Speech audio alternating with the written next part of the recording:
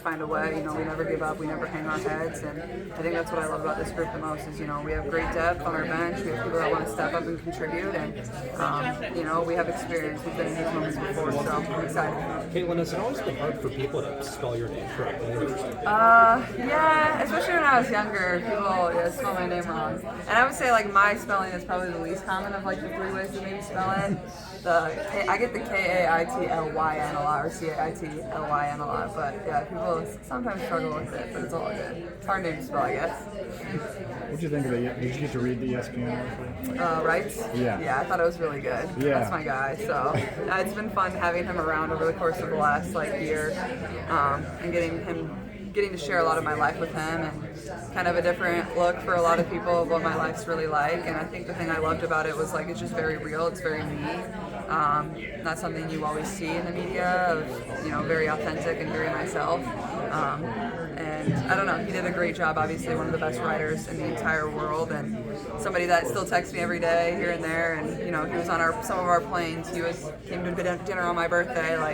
He was just around. He saw the ins and outs of everything, and I think he, better than anybody else, understands what it's like to be in the spotlight of, being, whether you're a professional athlete or whether it's myself being a college athlete, and what that brings. And just a really great guy, and told my story really well. So I was very excited with it and happy with it. It took me a while to read. I didn't know it was going to be a novel, but it was pretty good. He's the man. Caitlin, when you hear the West Virginia coach say we're going to send Caitlin packing, what runs through your mind when you hear something like that?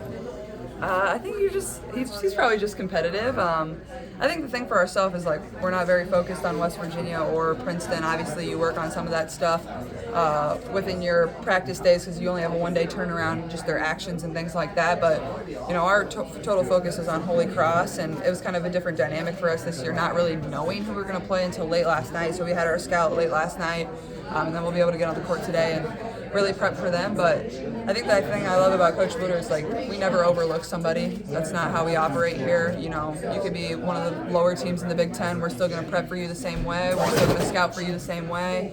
And that's how it is for us in the NCAA tournament. You never take anybody lightly. That's what makes this tournament so fun, are those upsets. So I think that's just not where my focus is. When we'll cross that bridge when we get there, whether it's Princeton, whether it's West Virginia, and we'll be ready to go. We just asked Lisa Kluner, how do you handle the pressure? Yeah. And she laughed and said, "What pressure?"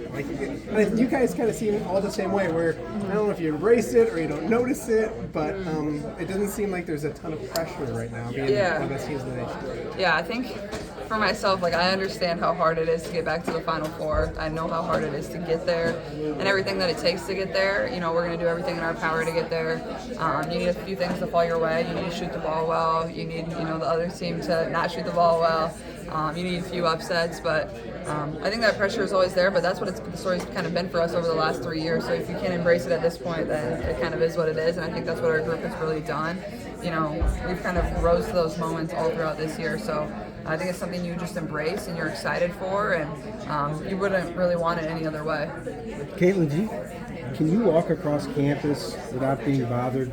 Are most of your classes online where you don't have to do that? Yeah. Or how does that work?